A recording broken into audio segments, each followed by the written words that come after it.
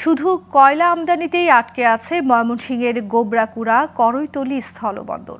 পূর্ণাঙ্গ স্থলবন্দরের মর্যাদা পেলেও বছরে ৬ মাস কয়লা আমদানি করা হয়, আর ৬ মাস বন্ধ থাকে বন্দরের কার্যক্রম। এই সময় বেকার হয়ে পড়েন ৫০০-রও বেশি ব্যবসায়ী ও ৫,০০০ শ্রমিক। এই জন্য বাংলাদেশ ভারতের আমদানি রফতানি জটিলতা ও ব্যবসায়ী সংগঠনের দ্বন্দ্ব নিরসন ও বন্দরের অবকাঠামো উন্নয়নের দাবি স্থানীয়দের। এদিকে বন্দর কর্তৃপক্ষ বলছে দুই দেশের মধ্যে পণ্য আমদানি রফতানি বাড়ানোর চেষ্টা চলছে। ময়মনসিংহ থেকে রিপন গোয়ালা অভিনীত তথ্য ও চিত্রের ডেস্ক রিপোর্ট। ময়মনসিংহের হালুয়াঘাটের করইতলীতে ১৯৭৯ সালে ও গোবরাকুড়া দিয়ে ১৯৯৭ সালে শুল্ক স্টেশনের মধ্য দিয়ে শুরু হয় ভারত থেকে কয়লা আমদানি। পরে গোবরাকুড়া করইতলী স্থলবন্দর হিসাবে কার্যক্রম শুরু করে ২০১২ সালের সেপ্টেম্বরে। এই বন্দর দিয়ে কোনো পণ্য রপ্তানি হয় না, শুধুমাত্র আমদানি করা হয় কয়লা। আর এ কয়লাও নিয়মিত আমদানি হয় না, তাই অলস পড়ে থাকে বন্দর, ব্যবসায়ী ও শ্রমিকরা। দীর্ঘদিনেও ইমিগ্রেশন, দেশীয় পণ্য রপ্তানি ও সড়কের উন্নয়ন না হয় ক্ষোভ জানান স্থানীয়রা।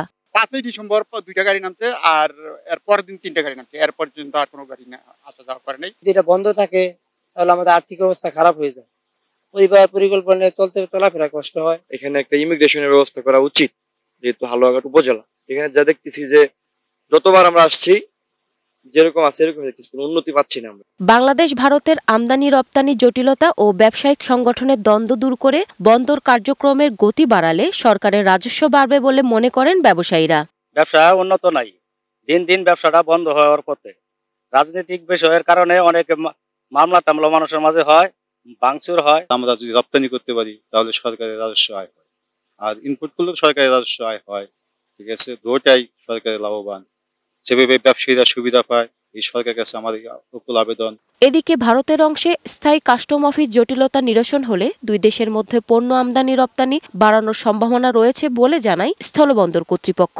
ইন্ডিয়াতে আপনার কিছু জটিলতা আছে, যেটা নাকি আপনার ওই পারে আপনার কাস্টম স্থায়ীভাবে কোনো অফিস ১৫ কিলোমিটার দূর থেকে তারাও এখানে এসে অফিস করে আর কি, কার্যক্রম শেষ করে আবার চলে। এটা যদি আপনার স্থায়ীভাবেও হয় তাহলে কিছুটা জটিলতা কাটবে। গোবরাকুড়া করইতলী স্থলবন্দর দিয়ে গত বছরে ৬ মাসে ভারত থেকে আমদানি করা হয় ৬৯,৬৮৮ মেট্রিক টন কয়লা। Global television news desk.